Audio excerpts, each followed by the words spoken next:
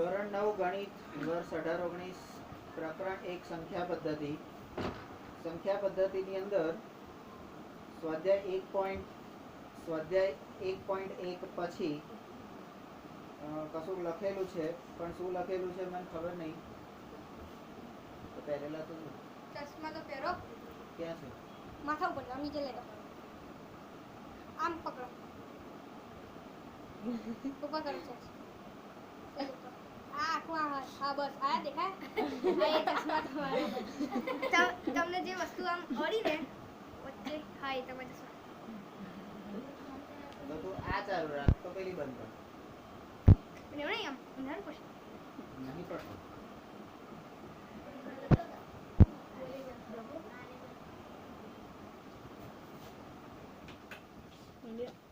આંખો કેમ બંધ કરે? ગરમી લાગશે. એ ત્રીજા નંબરની ચાલુ રાખ, પહેલી બંધ કર. હા પહેલી બંધ કર દે. હા બસ ચાલો.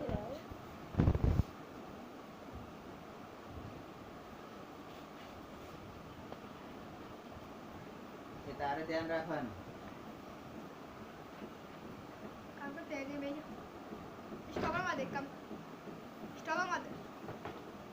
તો સંખ્યા પદ્ધતિમાં આપણે અત્યાર સુધી જે સંખ્યાઓનો પરિચય લીધો. પહેલી સંખ્યા કઈ હતી?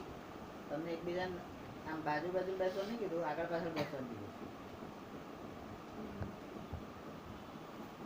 સેટ થાવ અંદર, ગોદા મારી ના હોય તો આગળ વાળાને ધક્કો મારો.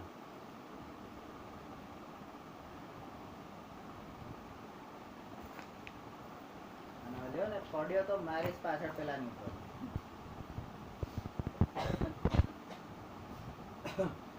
આપણે પહેલો પ્રકાર જોયો, કયો જોયો? પ્રાકૃતિક સંખ્યાઓ. પ્રાકૃતિક સંખ્યાનો ગણ n. પ્રાકૃતિક સંખ્યાનો ગણ n એટલે સંકેત n. એની અંદર ધન સંખ્યાઓ આવે 1 2 3 4 5. પછી કે w એટલે પૂર્ણ સંખ્યા ગણ, બરાબર. એની અંદર 0 1 2 3 એટલે 0 એ પૂર્ણ સંખ્યા. કોઈ પણ સંખ્યાને તમારે સંપૂર્ણ કરવી હોય, પૂર્ણ કરવી હોય તો એની પાછળ મીંડું લગાવવું પડે. એની પાછળ શું લગાવવું પડે? મીંડું લગાવવું પડે. આપણે બધા આપણી જાતને જો એકડા માનતા હોય, બરાબર, તો આ બધા આપણા મીંડા છે. આ આપણી પાછળ લાગે ને ત્યારે જ આપણી વેલ્યુ વધે. બાકી કોઈ હોરના ભાવનો કોઈ 500 રૂપિયામાં ખરીદે નહીં આપણને. સમજ પડી? આ જોડે હોય એટલે મીંડું, બરાબર. સુરેશની વેલ્યુ ક્યારે? ઉષા જોડે હોય ત્યારે. તો સુરેશ એકડો અને ઉષા, બરાબર. મીંડાથી માણસ પૂર્ણ બને. ખબર પડી ગઈ? તો પૂર્ણ સંખ્યા ગણ w એની અંદર 0 1 2 3 નો સમાવેશ થાય છે. ભૂખ લાગી છે? બસ તો હવે ખૂણો બેસી ટટા એને કીધું. બાકી ના હું કરવા તને કઈ કઈ ને એટલે મોડું ચડી જાય. હવે હું તને નહીં કહું. ત્યાર પછી z એટલે પૂર્ણાંક સંખ્યા ગણ. તો એની અંદર ધન પૂર્ણાંક અને ઋણ પૂર્ણાંક. પણ એમાં પૂર્ણ સંખ્યા 1 2 3 પ્લસ 1 2 3 માઇનસ અને 0. એમાં 1/2 ને એવી બધી આવે નહીં. તો એને આપણે z કીધું, ઝેલેન, બરાબર. તો z સંખ્યા ગણ એને કીધો. ત્યાર પછી આવ્યો આપણો સમય સંખ્યા ગણ, તો કે q. હે, સમય સંખ્યા ગણ તો કે q. તો કે q એટલે એની અંદર એ q માં શું આવે? તો કે n ની બધી સંખ્યાઓ, પ્રાકૃતિક, પૂર્ણની બધી સંખ્યાઓ, પૂર્ણાંકની બધી સંખ્યાઓ, બરાબર. અને આ સિવાય અપૂર્ણાંક. અપૂર્ણાંક એટલે 1/2, 5/4, 6/4, એની અંદર માઇનસ સાથે બધું એની અંદર આવે. તો એને સમય સંખ્યાઓ કહેવાય. અને સમય સંખ્યાઓને આપણે p/q ના સ્વરૂપમાં, એટલે p/q એના સ્વરૂપમાં આપણે દર્શાવતા હતા. અને બે સમય સંખ્યાઓની વચ્ચેની સમય સંખ્યાઓ ગમે તેટલી શોધવી હોય અનંત સુધી, તો એ કેવી રીતે શોધવાની એની આપણે 3 રીતો જોઈ. એ ત્રણેય રીતોના નામકરણ આપણે કર્યા હતા. બરાબર? તો શું નામકરણ કર્યા હતા? n અને n બરાબર n+1, n બરાબર n+1 એક રહી, સરેરાશની બીજી, અને ત્રીજી કઈ હતી? 3 પ્રકાર દશાંશ અભિવ્યક્તિ. બરાબર? તો હાથ પગ સીધા દક્ષમાં બેસવાનું. જો આજુબાજુમાં ક્યાંય બી આગોપાછો થયો તો આજે નાક ને કાન બે કાપી નાખીશ, શૂર્પણખો બનાવી દઈશ.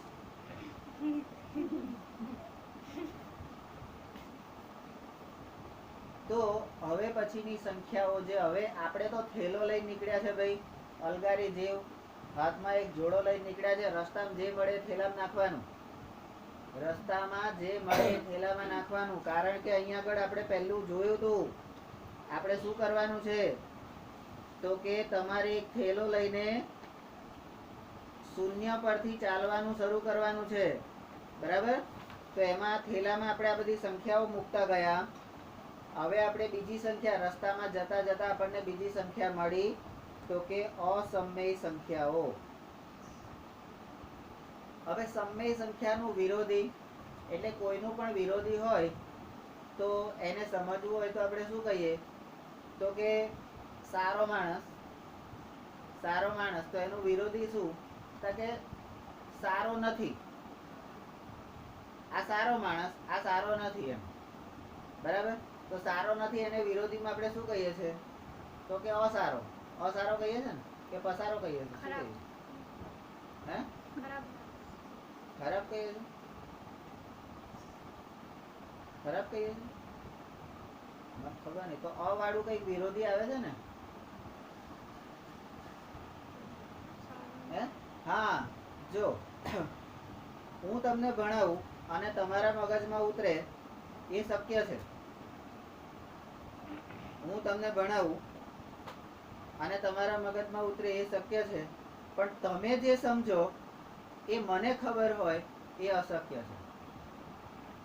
તમને શું સમજણ પડી એ મને ખબર હોય એ વાત અશક્ય છે. કારણ કે તમે જે સમજ્યા, મેં તો જે ભણાવ્યું બધાને ભણાવ્યું. બરાબર? પણ તમે એમાંથી શું લીધું, કેટલું લીધું એ તમને જ ખબર હોય, મને ખબર પડે નહીં. તો એ વાત અશક્ય છે. બરાબર? સમજ પડી ગઈ? તો ટટાર બેસને અને ડોકું પડી જાય છે તો ટેકો આલવો પડે છે. હા, તો અસમય સંખ્યાઓ નંબર 1. આ પહેલાના વિભાગમાં આપણે જોયું કે સંખ્યા રેખા પર જે સમય ના હોય, એટલે અસમય એટલે કોણ? જે સમય ના હોય એને અસમય કહેવાય. તે તો અમને ખબર જ હતી ને, એમાં કઈ આટલું બધું લખવાની જરૂર હતી? સમય ના હોય એવી સંખ્યાઓ પણ હોય છે. આપણે સંખ્યા રેખા પર જ્યારે વચ્ચે વચ્ચેની સંખ્યાઓ શોધવા માંડ્યા, બે સંખ્યાની વચ્ચેની સંખ્યાઓ જ્યારે શોધવા માંડ્યા ત્યારે ઘણી બધી સંખ્યા એવી હતી કે જે સમય સંખ્યાઓ નથી એવી પણ સંખ્યાઓ આપણને મળતી હતી. તો એને શું કહેવાય? તો કે નંબર 2, હવે આપણે આવી સંખ્યાઓની ચર્ચા કરીશું જે સમય નથી, સીધી નથી. જે સીધી નથી એવી સંખ્યાઓની હવે ચર્ચા કરવાની છે. એટલે આપણે શરૂઆતમાં જ કોઈ ખરાબ માણસને મારા જેવા મળ્યા હોય, બરાબર, તો તમને સારા શું ખબર જ ના પડે. પણ તમે માલા દીદી જેવા, એકતા દીદી જેવા સારા સારા લોકોને મળ્યા હોય, પછી મને મળો તો તમને ખબર પડે કે પેલા સારા હતા ને આ ખરાબ છે. બરાબર? ત્યાં સુધી તો ખબર જ ના પડે ને. તો અત્યારે આપણે પહેલા બધું સારું સારું શીખી લીધું સમય સંખ્યા સુધી. હવે જે અખણા ના હોય, સમય ના હોય એવી સંખ્યાઓની આપણે ચર્ચા કરવાની છે. બરાબર? જે સીધા ના હોય એવા, અને સીધા ના હોય એને આપણે સીધા કરતા પાછા કરવાના છે. કારણ કે આપણું કામ શું? વાંકાને સીધા કરવાનું. અને આપણને બહુ મજા આવે. નંબર 3, P અને Q પૂર્ણાંક હોય, P અને Q પૂર્ણાંક હોય અને Q does not equal to 0, આ બે શરતો છે. તો એવા P અને Q માટે P/Q સ્વરૂપની સંખ્યાઓની આપણે ચર્ચા પહેલા કરી ચૂક્યા છે. આ સંખ્યાઓ એટલે કઈ? તો કે સમય. એની ચર્ચા આપણે કરી ચૂક્યા છે. એટલે કે છે તમને આવો પ્રશ્ન થાય કે શું આ પ્રકારની ના સ્વરૂપમાં ના હોય, હવે આ p/q ના સ્વરૂપમાં ના હોય એવી સંખ્યાઓ પણ હોય ખરી? તો કે ખરેખર એવી સંખ્યાઓ હોય છે. બરાબર, એવી સંખ્યાઓ પણ હોય છે. તો હોય છે તો કઈ હોય છે હમણાં આવશે, આપણે જોઈ લઈએ. બરાબર, હવે અહીંયા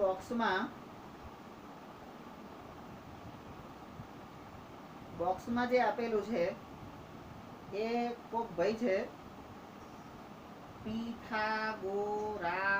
પાયથાગોરસ. હા, પાયથાગોરસ. તો આ પાયથાગોરસ ભાઈ કોઈ હશે. બરાબર, એનું અહીંયા અંગ્રેજીમાં આપેલું છે. આપણે તો અંગ્રેજી તો આવડે નહીં આપણને કંઈ. અંગ્રેજી આવડે? બરાબર, એટલે આપણને અંગ્રેજી આવડે નહીં. એટલે અંગ્રેજીમાં આવતું હોય ને એટલું આપણે ભણવાનું નહીં. બે તાલી. તો અહીંયા કહે છે કે p/q સ્વરૂપની ના હોય એવી સંખ્યા હોય ખરી? તો કે હા હોય. તો હોય તો કઈ છે? તો કે નંબર 6. તો કે ચાલો મેડમ ઉભા થઈ ચાલવા મેડમ ફટાફટ. ચાલો આપણે આ સંખ્યાઓને વિધિવત વ્યાખ્યાયિત કરીએ. હવે કોઈ પણ સારું કામ કરવાનું હોય તો એની વિધિ કરવી પડે ભાઈ. હે, અહીંયા પણ આપણે જે સારા નથી, આડા અવડા છે, સીધા નથી, એવા લોકોને સીધા કરવા માટેની પ્રક્રિયા કરીએ છે તો વિધિ કરવી પડે ને. બમણો એમાં તો કમાય. બરાબર, તો વિધિવત વ્યાખ્યા કરવાની છે. વિધિ કરીએ હવે આપણે. બરાબર, કરવી પડશે ને. હે, હવે તને ભૂત વર્ગ્યું હોય તો પેલા નહીં કહેતા એક બકરો વધેરવો પડશે, પછી કાજુ બદામ ચોખા પિસ્તા, હે, પછી નાળિયેર શ્રીફળ, પછી કંકુ ચોખા, પછી કેટલા હજાર કે 22,000 21,000 અને પાછો એક સોનાનો દાગીનો. બરાબર, આટલી વસ્તુ આલો તમારો અંદરનો ભૂત ભગાડી આલો. આ ભૂવા આવું કે. તો નંબર 7, જો સંખ્યા, હવે અહીંયા અસમય સંખ્યાની વ્યાખ્યા, અસમય સંખ્યા એની વ્યાખ્યા અહીંયા આગળ આપેલી છે. જો કોઈ સંખ્યા s, કોઈ સંખ્યા અહીંયા આગળ આપણે s લઈએ છે, એને p પૂર્ણાંક અને q શૂન્યેતર પૂર્ણાંક હોય તેવા p અને q માટે p/q ના સ્વરૂપમાં મૂકી ના શકાય, એને આ સ્વરૂપમાં દર્શાવી ના શકાય એવી સંખ્યા s છે. p/q ના સ્વરૂપમાં ના દર્શાવી શકાય એવી સંખ્યા s છે. તો એવી સંખ્યા s ને અસમય સંખ્યા કહે છે. એટલે અસમય સંખ્યાની સંજ્ઞા કહેવાય. સંજ્ઞા એ તમારી સ્મોલ s છે. Small s. સમય સંખ્યા માટેની સંજ્ઞા તો કે p/q. અસમય સંખ્યા તો કે s. બરાબર. નંબર 8, હવે તમે જાણતા હોય કે ના જાણતા હોય, અહીંયા આ લોકોએ કીધું એટલે માની લેવાનું કે તમે જાણો છો. તમે જાણો છો કે આ સમય સંખ્યાઓ અનંત હોય છે. બે સંખ્યાની વચ્ચેની સમય સંખ્યા અનંત હોય છે. જેટલી શોધવી હોય એટલી શોધાય. તો કે છે વાંધો શું પડ્યો? તો કે એવી જ રીતે આ અસમય સંખ્યાઓ છે એ પણ અનંત હોય છે. તો સ્વાભાવિક છે ને યાર, પેલા ઉપરવાળાએ બધું હરખું જ બનાવ્યું છે ને. હે, સારા તો 50% સારા, 50% ખરા. બરાબર, પાપ અને પુણ્ય તો 50% પાપી, 50% પુણ્યશાળી. લેવલમાં રાખ્યા છે બધાને. તો અહીંયા જો સમય અનંત હોય તો અસમય કે અમે શું કરવા બાકી રહીએ? પેલું દેવ અને દાનવોની વાત નહીં લે. દેવોય છે ને દાનવોય છે. પ્રકૃતિમાં રક્ષકે છે ને ભક્ષકે છે. બરાબર, તો તો બધું અહીંયા જ છે, ઉપર કશું છે? અને ઉપર તમે જાઓ, કદાચ માનો કે કોઈ યુધિષ્ઠિરનો બાપનો બેટો હોય, એટલે યુધિષ્ઠિરનો બેટો કોઈ હોય, સત્યવાદી હરિશ્ચંદ્રની ઓલાદ, આખી જિંદગી જેણે ધર્મનું પૂછડું પકડી રાખ્યું હોય, ધર્મરાજ કહેવાય, કોઈ દિવસ ખોટું બોલ્યો ના હોય એવો આમાંથી તો કોઈ છે નહીં, મને ખબર છે 100%, કારણ કે મારા હારા દિવસમાં 50 વખત જુઠ્ઠું બોલતા હોય. મોડો કેમ પડ્યો? તો કે મારા બેને નાહવા નતો દીધો. હકીકતમાં પોતે મોડો ઉઠ્યો હોય એવું તો બોલવાનું જ નહીં, બરાબર? અમુક લોકો એમ કે પપ્પા એ નાહવા દીધા. પપ્પા જોડે પપ્પા સવારના નીકળી ગયા ડોલચું લઈને બિચારા. પણ આવું હોય એટલે બધું પેરેલલ હોય છે, બરાબર? આકાશ અને પાતાળ એ પણ અહીંયા જ છે, બરાબર? જમીન અને પાણી એ પણ અહીંયા જ છે. કશું બહાર લેવા જવાનું નથી, નથી ઉપર કશું કે નથી નીચે કશું, બરાબર? તમને જે દેખાય છે એ જ તમારું, તમને જે નથી દેખાતું ત્યાં કશું છે નહીં, અને ત્યાં જવાનું નહીં. પણ આપણે તો માણસ નામના પ્રાણી ને, જે ના દેખાતું હોય વહેલું જોવા જાય, ને શું છે જરી જોઈએ આવીએ. એટલે નદીમાં ભૂકા પૂર આવ્યું છે, બરાબર? આખો પેલો પુલ દહડી જાય છે, એને જરી પુલ ઉપર જઈ આવીએ. આખો પુલ લઈ જાય છે, તને લઈ જાય, પણ માણસની ટેવ આવી. તો સમય સંખ્યાઓ પણ અનંત છે, તો અસમય સંખ્યાઓ પણ અનંત છે. આપણે તો આટલું જ યાદ રાખવાનું છે. નંબર 10, અસમય સંખ્યાઓના કેટલાક ઉદાહરણો આ પ્રમાણે છે. તો અહીંયા નંબર 1 √2, નંબર 2 √3, નંબર 3 √5, નંબર 4 પાઈ. પાઈ એટલે આનું પાઈ એટલે તમારું 22 સતમાઉસ, બરાબર? નંબર 5 0.10, 110, 111, 0, 1111, 0. આ જે બધી સંખ્યાઓ છે આ બધી અસમય સંખ્યાઓ છે. કેવી? અસમય. બરાબર? હવે અહીંયા આગળ કે છે નોંધ મારો. ટ્રેક્ટર વાળા હોય, ટ્રેક્ટર વાળા હોય, અને ઢાળ ઉપર ટ્રેક્ટર ઊભું રાખ્યું હોય, તો વ્હીલની નીચે તમે શું મૂકો છો? ઉબેટ. શું મૂકો છો? ઉબેટ. બરાબર? એને શું કહો છો? એ તો ઉબેટ કહો છો, બરાબર? પછી એને પણ નોંધ કે છે. પછી તમારે કંઈક આમ લીટો દોરવો હોય લાંબો, અને તમારી ફૂટપટ્ટી અડધે સુધી જ જાય, તમારી ટેપ છે અડધે સુધી જ જાય, પછી આગળનું માપવું હોય, તમારે જે જગ્યા પર તમારી પૂરી થઈ ત્યાં આગળ તમારે શું મારવું પડે? નોંધ મારવી પડે ને. નોંધ એટલે નિશાની, નોંધ એટલે અગત્યતા છે. તમારા આખા પ્રકરણ એટલે આખા ટોપિકમાં વચ્ચે જ્યારે નોંધ આવે ત્યારે એ નોંધ અગત્યની આવે. કેમ? તો કે એ નોંધ દ્વારા આગળનું ને પાછળનું બે ખબર પડે, નહીં તો ખબર પડે નહીં. તો હવે આ લોકો કહે છે એટલે તમારે માની લેવાનું નોંધમાં પણ તમને યાદ હશે કે, બરાબર? યાદ હોય કે ના હોય મારે કોઈ લેવા દેવા નહીં, પણ આ લોકોએ કીધું તમારે માની લેવાનું તમને યાદ હશે. તો કે શું યાદ હશે? તો કે જ્યારે આપણે વર્ગમૂળ, આ જે સંકેત છે આ સંકેતને આપણે અહીંયા આગળ વર્ગમૂળ કહીશું.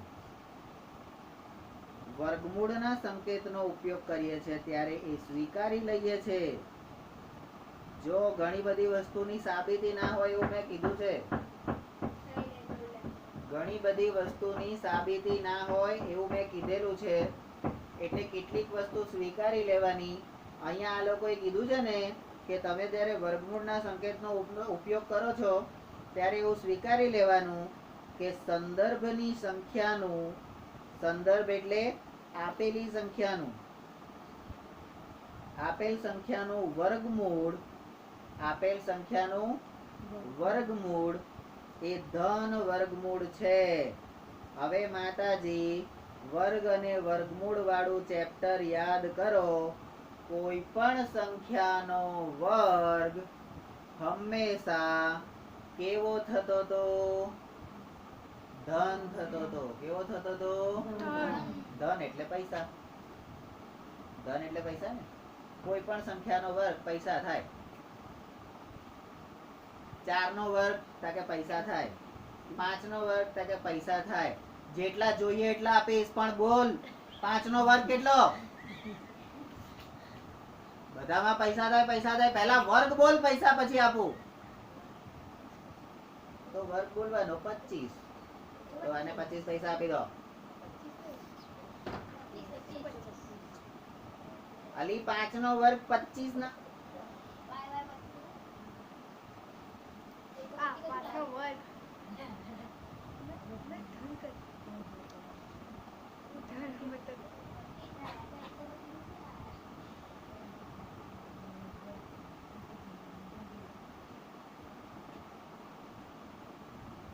ના ખાવ છે.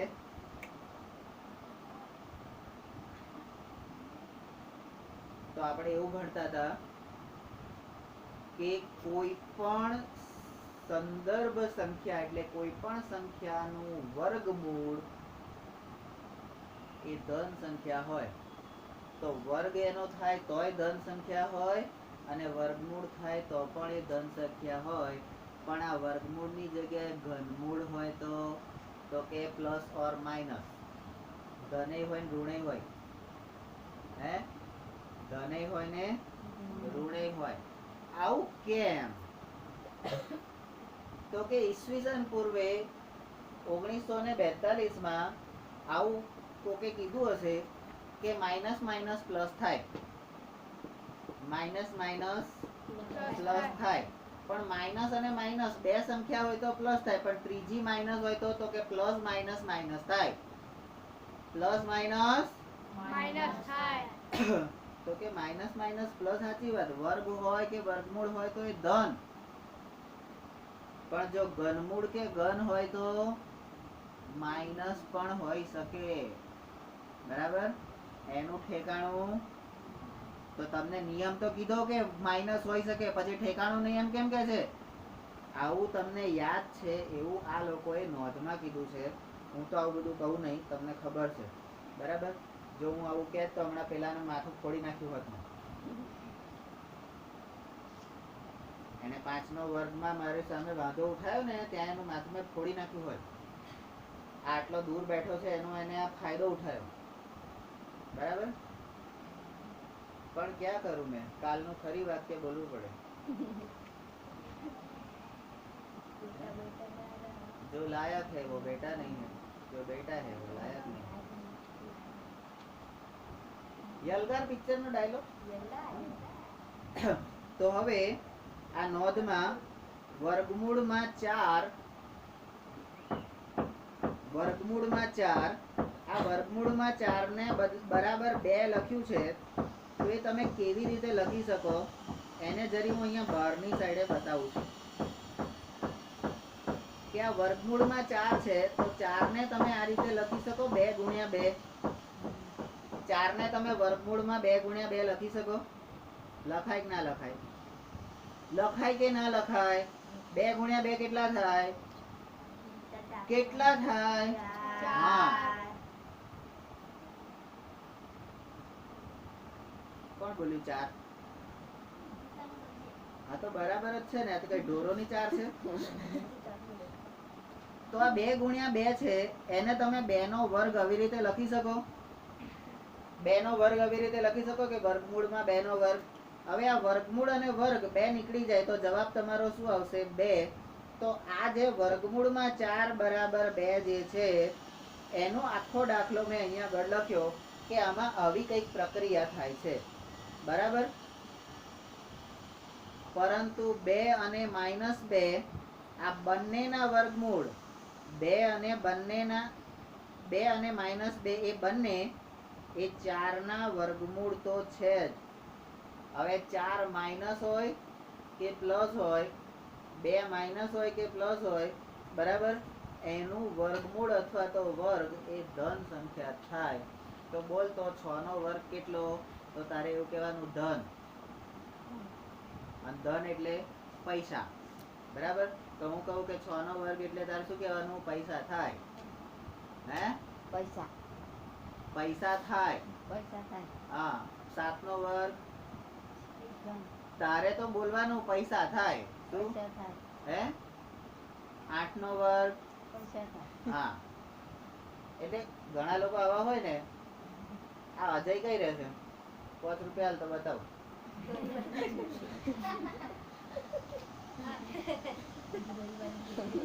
મફતમાં મળે છે આવું આપણે વારે ઘડે કહેતા હોય છે. કોક ને ભાઈબંધો બહેનપણીઓમાં એવું બધું કહેતા, તારે ચોપડો હાલતા કે મફતમાં મળે. બરાબર? તો 6 નો વર્ગ કેટલો? પૈસા ઘેર જઈને ના બોલતો ને તો તારા બાપો તને ઢોળી નાખશે, ચિલ્લર બનાવી દેશે મારી મારીને. બરાબર? હવે ઉપર આપેલી કેટલીક અસમય સંખ્યાઓ વિશે તમે જાણો છો અને ઉદાહરણ તરીકે ઉપરની યાદીની સંખ્યામાં આવેલા વર્ગમૂળ વિશે અને સંખ્યા પાઈ વિશે તમે અગાઉથી જાણો જ છો. તમે જાણતા હોય કે ના જાણતા હોય, આ લોકોએ કહી દીધું તમે જાણો છો એટલે વાર્તા પૂરી. કે વર્ગમૂળ એટલે શું? વર્ગમૂળ એટલે શું? તો આપેલી સંખ્યાનું વર્ગમૂળ. બરાબર? અને પાઈ એટલે પાઈની કિંમત કેટલી? પાઈ ગણિતમાં પેલું પાઈ આવે ને, એમ જે દાખલા મેં તને માર્યો નતો તોય તું આમ પેલા એની જેમ રડ્યો તો છોકરીની માફક, અને અહીં તો રડ્યો ઘેર જઈને કકરાટ કર્યો તો. યાદ આવે પાઈ વાળો દાખલો? હા. તો એ પાઈની કિંમત કેટલી? તો એમાં લખાયેલું પાઈની કિંમત કેટલી? 22/97 અથવા તો 3.14. બરાબર? હવે આપણે અસમય સંખ્યાઓની જે યાદી છે, એટલે અહીંયા 9, 10 અને આ 11 નંબર નોંધ. હવે 12 નંબર આ ફકરો, અને હવે આપણે 13 નંબરની. તો કે પાયથાગોરસના અનુયાયી. આ અનુયાયી એટલે શું? અનુયાયી એટલે શિષ્ય. અનુયાયી એટલે શિષ્ય એટલે વિદ્યાર્થી. ગુરુ તો આ હોમે બેઠો છો. એ ગુરુ, આ કોક નીરવભાઈ ડોક્ટર નો ફોન છે કે કોણ છે? તો આ સાહેબ છે. પણ આ ગુરુ એટલે પેલો વિદ્યા આપે એ ગુરુ નહીં હો. આ ગુરુ એટલે ગુરુ ઘંટાલ. બરાબર? આપણે કશું ના કર્યું હોય તો ઘેર જઈને એમ કે આજ તો નીરવ કાકાએ મને એટલો માર્યો ને, હું કાલે નિશાળ નહીં દઉં. હવે તકલીફ એ હોય કે અહીંયા આગળથી માલા દીદી એમ કીધું હોય કે કાલ લેસન નહીં લાવે તો જોડી કાઢી. પણ વાંક કોનો આવે? બરાબર? તકલીફ તો રહેવાની. બરાબર? અને મને એનાથી કોઈ ફેર પડતો નહીં. પાયથાગોરસના અનુયાયી શિષ્ય એણે વર્ગમૂળમાં 2 એ અસમય સંખ્યા છે એવું સાબિત કર્યું હતું. આ વર્ગમૂળમાં 2 અસમય સંખ્યા છે એવું કોણે સાબિત કર્યું હતું? આગળ આવશે એટલે આપણે જોઈશું. અહીં આગળ તમે સહેજ વાંચશો તો પણ તમને ખબર પડશે. બરાબર? એ કોણ હતો?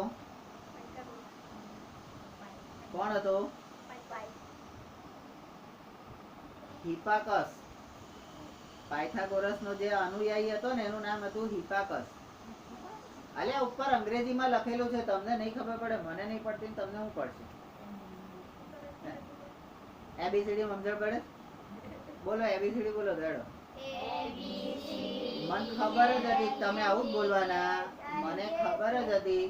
મેં તમને શું કીધું? એબીસીડી બોલો. તો તમારે કેટલું બોલવાનું હતું? એબીસીડી. તમારે શું બોલવાનું હતું? એબીસીડી.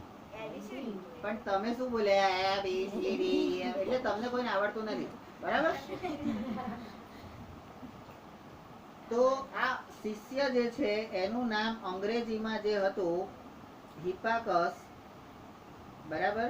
એ હું અહીંયા ગુજરાતીમાં લખી દઉં છું. એણે વર્ગમૂળમાં 2 એ અસમય સંખ્યા છે એવું સાબિત કર્યું, એવું આ ફકરામાં લખેલું છે.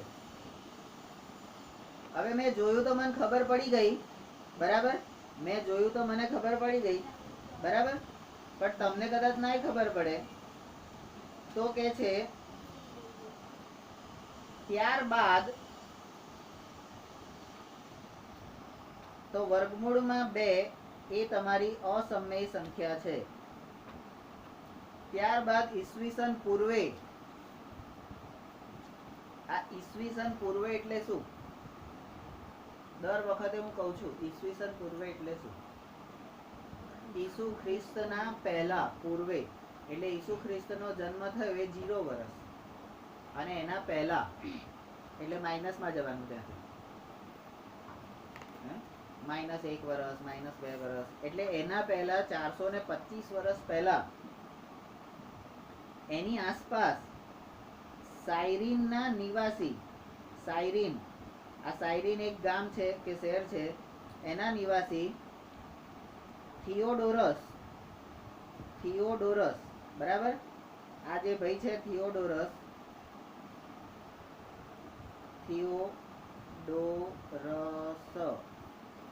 બરાબર? આ જે થિયોડોરસ છે, આ ભાઈએ એવું સાબિત કર્યું કે વર્ગમૂળમાં 3, વર્ગમૂળમાં 5, વર્ગમૂળમાં 6, વર્ગમૂળમાં 7, વર્ગમૂળમાં 10, વર્ગમૂળમાં 11, વર્ગમૂળમાં 12, વર્ગમૂળમાં 13, વર્ગમૂળમાં 14 અને વર્ગમૂળમાં 15 અને વર્ગમૂળમાં 17 આ બધી પણ અસમય સંખ્યાઓ જ છે. કેવી છે? બરાબર? તો અહીંયા તમારે 1 નંબરમાં પાયથાગોરસનો અનુયાયી હિપાકસ, એણે વર્ગમૂળમાં 2 શોધ્યું. એના પહેલા 425 વર્ષ પહેલા એટલે ઈસુ ખ્રિસ્તના 425 વર્ષ પહેલા સાયરીનના એક થિયોડોરસ નામના ગણિતશાસ્ત્રીએ 3, 5, 6, 7, 10, 11, 12, 13, 14, 15, 16, 17 આ બધી. હવે અહીંયા 16 નહીં લખ્યું. કેમ નહીં લખ્યું ભાઈ? વર્ગમૂળમાં 16 એ અસમય સંખ્યા નથી. કેમ? બોલો. ચલો, વર્ગમૂળમાં 16 એ અસમય સંખ્યા નથી. કેમ? બોલો. તો 16 એટલે 4 ગુણ્યા 4.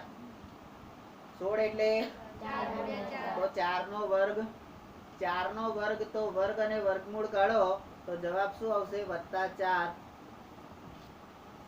તો અહીંયા તમે આ બધું જોયું, આ સંખ્યાઓમાં જુઓ, તમને ક્યાંય વર્ગમૂળમાં 1 આવ્યું છે? વર્ગમૂળમાં 1 આવ્યું ના, કારણ કે 1 નું વર્ગમૂળ પણ 1 થાય, ધન. પછી તમે આંકડા જોતા જાઓ, 4 આવ્યું, વર્ગમૂળમાં 4 આવ્યું તા કે ના? તો કે 2 નો વર્ગ 4 થાય એટલે 4 નથી. પછી સહેજ આગળ જાઓ, બરાબર? તો 9 નથી, 8 નથી, પણ 8 તમારે વર્ગમૂળમાં 8 નહીં આવે, બરાબર? વર્ગમૂળમાં 8 નહીં આવે. હા, તો અહીંયા 9 નથી, કારણ કે એ પણ વર્ગમૂળ થાય. પછી જુઓ 10 છે, 11 છે, 12 છે, 13 છે, 14 છે, 15 છે, 17 છે. હા, હવે નંબર સી. તો વર્ગમૂળમાં 2, વર્ગમૂળમાં 3 અને વર્ગમૂળમાં 5 વગેરે અસમય સંખ્યા છે, અને એની સાબિતી માટે હવે અહીંયા આગળ આટલા બધા મહાન માણસોએ કીધું કે ભાઈ આને અસમય સંખ્યા કહેવાય, તોય તમારે સાબિતી જોઈએ ભાઈ? તોય સાબિતી જોઈએ તમારે કે ભાઈ આ કેમ આવ્યું? તો કે હા. તો તેની સાબિતી માટે આપણે ધોરણ 10 માં ચર્ચા કરીશું. અત્યારે કોઈએ માથાકૂટ કરવાની જરૂર નથી. આની ચર્ચા 10મા ધોરણમાં કરીશું. એટલે અત્યારે તમારે શું કરવું પડે? માની લેવું પડે. શું કરવું પડે? માની લેવું પડે. પણ માની લેવું પડે એટલે સ્વીકારી લેવું પડે. ચલો નંબર ડી. જો પાઈ ની વાત કરીએ, હવે વર્ગમૂળમાં 2 ની વાત પૂરી થઈ ગઈ. હવે આપણે પાઈ ની વાત કરીએ. પાઈ ની વાત કરીએ તો હજારો વર્ષોથી આ પાઈ ક્યાંથી વપરાયો છે? હજારો વર્ષોથી વિવિધ સંસ્કૃતિઓ. તો સમાજ વિદ્યામાં બધી સંસ્કૃતિના નામ આવે. કઈ કઈ સંસ્કૃતિઓ તમે સમાજ વિદ્યામાં ભણો છો? તો કે સિંધુ સંસ્કૃતિ આવે, હે, ઇજિપ્તિયન સંસ્કૃતિ આવે, ગ્રીક સંસ્કૃતિ આવે, રોમન સંસ્કૃતિ આવે, વૈત્રવતી સંસ્કૃતિ આવે. ના આવે. દરેક નદી કિનારે એક સંસ્કૃતિ પાંગરી છે. આવું હું નહીં કહેતો, સમાજ વિદ્યા વાળા કહે છે. મારું નામ વચ્ચે આવું જ ના જો, કારણ કે હું તો ગણિત વાળો માણસ. અમારે તો બધી વાતમાં સાબિતી જોઈએ. તો આ લોકો એ જ કરે છે ને બિચારા. તો પાઈની વાત કરીએ તો હજારો વર્ષોથી વિવિધ સંસ્કૃતિઓ તેનાથી પરિચિત છે. તોય પાછું કે છે પરંતુ હવે દરેક વાતમાં વાંધો ઉઠાવનાર લોકો તો હોય જ. તમે ગમે એટલું સારું કરો પણ એમાંથી નુસ્ખો કાઢનાર કોક તો હોય. બરાબર? એટલે આપણે તો એક વસ્તુ કરવાનું, આપણે જે કરવું છે એ કરવાનું. જેમ ફાવે ઠીક, ના ફાવે તો કઈ નહીં. બરાબર? તો અહીંયા આટલા વર્ષોથી આ પાઈને બધા જાણે છે, ઓળખે છે કે ભાઈ પાઈ એટલે સારો માણસ છે, પાયલી નથી. પાઈ એટલે પાયલી નથી, સારો માણસ છે. તોય પાછા કે પરંતુ ઈસવીસન 1700 ઈસવીસન 1700 એટલે હમણાં, અત્યારે આપણે 2017-18 છે. 2018 1700 ની સાલ એટલે પેલા અંગ્રેજો આયા નતા આપણા દેશમાં, એની આસપાસના વર્ષોની વાત થાય છે. તો કે 1700 ના અંતમાં લેમ્બર્ટ, આ ભાઈ કોણ છે? લેમ્બર્ટ અને લિઝેન્ડર. લેમ્બર્ટ અને લિઝેન્ડરે આ પાઈ એક અસમય સંખ્યા છે એવું એમણે સાબિત કર્યું. આટલા વર્ષોથી બધા કહેતા હતા, તોય પાછું એમણે સાબિત કર્યું કે ખરેખર આ લોકો જે કહે છે એ સાચું છે. તો ભાઈ તને આટલા વર્ષોના અનુભવનો તને સહેજે વિશ્વાસ જ નહીં. તો આપણે ગણિત વિજ્ઞાનના લોકો છે ભાઈ, કોઈની પર વિશ્વાસ કરવો નહીં, અને મારી પર તો નહીં જ. બરાબર? દરેક વસ્તુમાં સાબિતી માંગવી. કશો વાંધો નહીં, કોઈક દાડો તમારા મમ્મી પપ્પા જોડે સાબિતી માંગવાની, હું તાર છોકરો છું એની સાબિતી આલ. પછી તમને જે મળે એ સાબિતી મળે, ધોકા મળે, જે મળે, મારી કોઈ જવાબદારી નહીં. મારી કોઈ જવાબદારી ખરી? બરાબર? પણ સાબિતી તો જોઈએ જ. સાબિતી એટલે કારણો, અને કારણો ઉપરથી મેળવેલા તારણ. કારણો પરથી મેળવેલા તારણો, અને તારણો પરથી આપણે નિર્ણય બનાવીએ છીએ, નક્કી કરીએ છીએ. બરાબર? આપણે કોઈ પણ વસ્તુ નક્કી કરવા જઈએ, નક્કી કરવા જઈએ અલ્યા નક્કી કરવા જઈએ, કાલે પેલા આયા હતા એમ નક્કી કરવા જઈએ તો આપણે ઘણી બધી વસ્તુનો વિચાર નહીં કરતા. એની વાત છે. હવે પાઈ એ અસમય સંખ્યા છે એવું પેલા લેમ્બર્ટ અને લિજેન્ડરે સાબિત કર્યું. તો કે સાબિત કર્યું તો એમાં અમે શું કરીએ કે, તો કે હવે આપણે 0.10 11 0 111 0 1111 0 અને પાઈ એ અસમય સંખ્યા છે કે કેમ તેની ચર્ચા આગળના વિભાગમાં હવે કરીશું. એટલે તમારે ખાલી ચર્ચા જ કરવાનું છે, બીજું કશું કરવાનું નહીં. એમ કે આખો દાડો ચર્ચા કરો છો, કશું ભણાવતા તો છો નહીં તમે. અને વાત કઈ હોય, આટલો ફકરો હોય ને મેં ભાષણ 1 કલાકનું આપે, સીધી રીતે ભણાવવું હોય તો ભણાવો, નહીં તો ના ભણાવો. તમારે અહીંયા આગળ નક્કી કરવાનું, એમાં આની શું કરવા મેથી મારો છો? નક્કી કરવા જઈએ ત્યારે શું કરવાનું? બોલ, પાયલીની કિંમત કેટલી?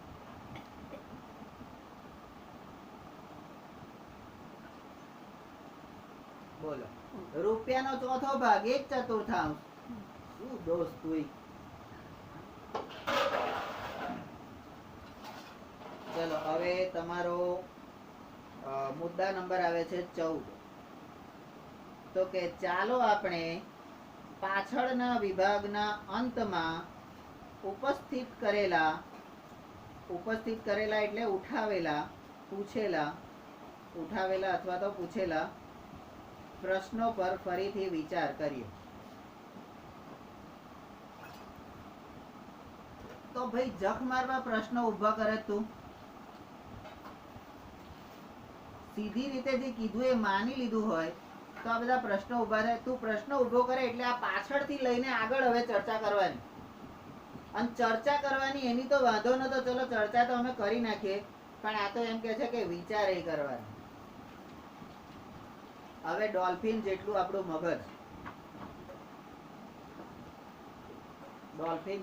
મગજ, અને એમાં આપણે વિચાર જ કરીએ હે તો ચાલે? તો ભાઈ કરવું પડે, બરાબર? તો હવે કે વિચાર કરીએ એના માટે સમય સંખ્યાઓ વાળો થેલો લઈ લો. પેલો જોડો ભરવીને શૂન્યથી આગળ નીકળ્યા હતા ને, પાછો હેડો કે અલગારે જેવ બાવો, હે સાધુ તો ભટકતા ભલા, એવું કહે છે ને, કે ચલતા ભલા. તો થેલો લો. હવે જો આ થેલામાં આપણે અસમય સંખ્યાઓને મૂકી દઈએ તો શું સંખ્યા રેખા પર હજુ કોઈ સંખ્યા બાકી રહેશે? આવડી નાની બિચારી સંખ્યા રેખા. હવે તમારી રેખા આટલી નાની છે, કેવડી મોટી છે, બરાબર? એની અંદર તમે બધા સમય જાવ કે નહીં? અલ્યા પ્રાકૃતિક, પૂર્ણ, પૂર્ણાંક, અપૂર્ણાંક બધા સમય જાવ કે નહીં? તો કે સમય અસમય બધા સમય જાય. તો હવે કે છે આ અસમય સંખ્યા પણ આવી ગઈ, એના પછી કોઈ સંખ્યા બાકી રહેતી નથી. તો કે છે આમ એક સાથે લેવામાં આવેલી સમય સંખ્યા અને અસમય સંખ્યા જે સમૂહ મળે છે એને વાસ્તવિક સંખ્યાઓનો સમૂહ એટલે કે રિયલ નંબર્સ કહેવામાં આવે છે. તો અહીંયા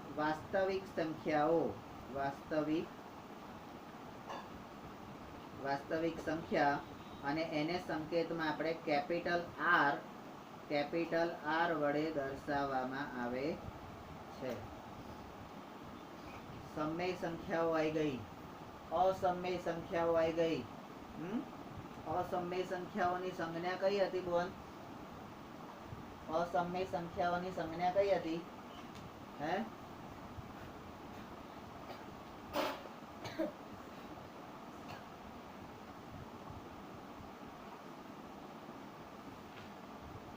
અસમય સંખ્યાઓની સંજ્ઞા કઈ હતી?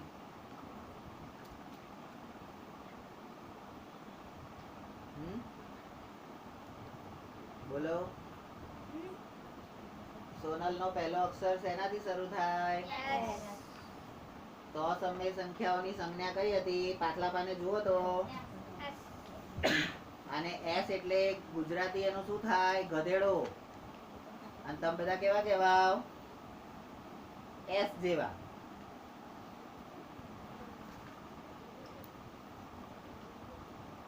તો જો તમારે આ ચેપ્ટરને સારી રીતે કરવું હોય તો જે પણ સંખ્યાઓ આવે છે એમાં કઈ સંખ્યા આવે અને એમાં કઈ સંજ્ઞા છે આટલું જો યાદ નહીં રાખો તો તમને આ સંખ્યાઓ પણ રાખશે થેલામાંથી ઉછળી બધી જતી રહેશે. બરાબર?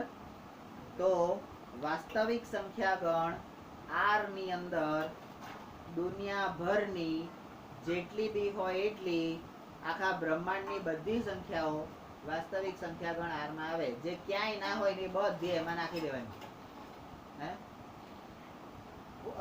પૂર્ણાંક એટલે પ્રાકૃતિક નાખી, પૂર્ણ નાખી, પૂર્ણાંક નાખી, સમય નાખી, અસમય નાખી, એના પછી આજુબાજુમાં કશું બાકી રહેતું હોય તો બધું નાખી દો વાળી જોડીને. હવે કશી સંખ્યાઓ દુનિયામાં બીજી કોઈ હવે સંખ્યાઓ છે? હવે દુનિયામાં સંખ્યાઓ રહી બધા વિશે આપણે ભણી લીધું. બરાબર? ચલો નંબર 15. આમ વાસ્તવિક સંખ્યાઓ એ સમય અથવા અસમય સંખ્યાઓ બંને હોઈ શકે. બરાબર? નંબર 16. આપણે કહી શકીએ છીએ કે પ્રત્યેક વાસ્તવિક સંખ્યાનું સંખ્યા રેખા પરના એક અનન્ય બિંદુ તરીકે નિરૂપણ કરી શકાય છે. કોઈ પણ બિંદુની સંગત સંખ્યા મળે. કોઈ પણ બિંદુને સંગત સંખ્યા મળે. ચક દે ઇન્ડિયા કોરિયા સામેની મેચ.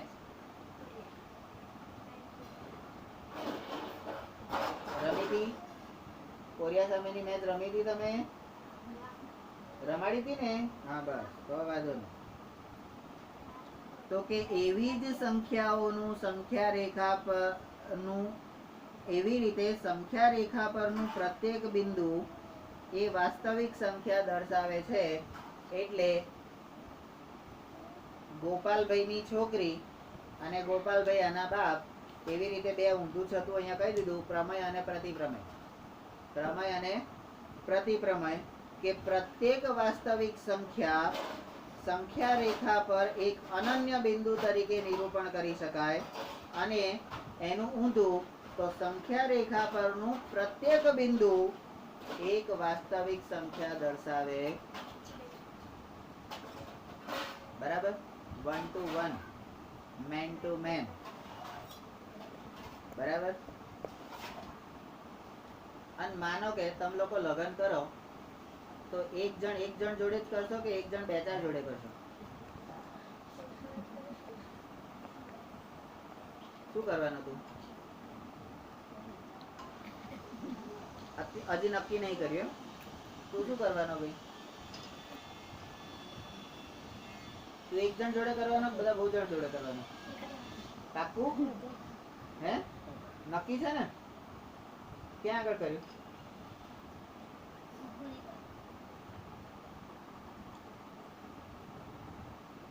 શું થયું? શું થયું? 48?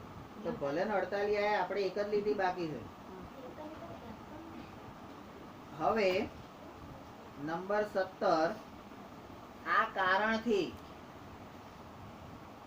દરેક વાસ્તવિક સંખ્યાને સંગત બિંદુ મળે અને દરેક બિંદુને સંગત વાસ્તવિક સંખ્યા મળે અને એ વાસ્તવિક સંખ્યા ગણ R એની અંદર દુનિયાની બધી સંખ્યાઓ આવી ગઈ. તો આ કારણથી જ સંખ્યા રેખા જે છે રેખા એને વાસ્તવિક સંખ્યા રેખા પણ કહેવામાં આવે છે. હકીકતમાં રેખા છે એવું કહેવામાં આવે છે. અને તમને લોકોને જાણીને આશ્ચર્ય થશે કે આ રેખાએ આજ સુધી લગ્ન કર્યા નથી.